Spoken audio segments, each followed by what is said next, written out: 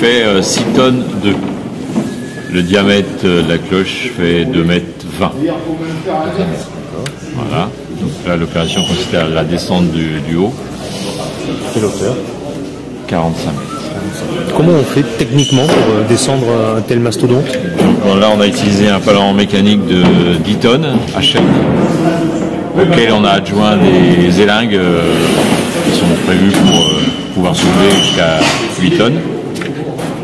Et ensuite, comme les trappes ne sont pas alignées, on est obligé de ce qu'on appelle barder, c'est-à-dire on tire la cloche d'un côté pour qu'elle s'aligne avec la trappe d'en dessous. Voilà. Et on fait ça 2 ou 3 fois puisqu'il y a au total 4 trappes à passer. Et des trappes, je crois, qui sont pas au millimètre près, mais enfin qui sont quasiment la dernière, il y a 2 cm de chaque côté. Voilà, donc ça fait le diamètre de la... C'est le diamètre de la cloche, plus 2 cm de jeu. Donc faut être juste en face pour qu'elle passe, sinon elle passe pas.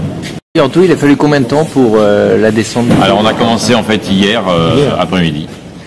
Donc une partie de l'après-midi, je sais pas à quelle heure exactement, vers 15h. L'objectif c'est que ce soir il n'y ait plus de cloche dans le beffroi. Et ensuite les travaux du beffroi pourront commencer à proprement parler. Voilà, c'est les travaux du beffroi, donc il y a une partie restauration, il y a quelques pompes à remplacer.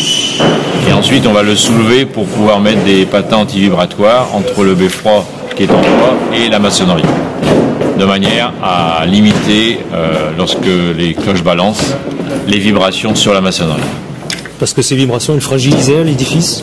Ça peut fragiliser à terme l'édifice. Donc là, en fait, on élimine 80% des vibrations qui sont transmises dans la maçonnerie. Donc la semaine prochaine, si tout se passe bien, parce qu'on n'est jamais à l'abri, bien entendu, de surprises, on commence la remontée. Et ensuite, donc, on va toutes les réinstaller, rééquiper, mettre les moteurs et ensuite faire les essais.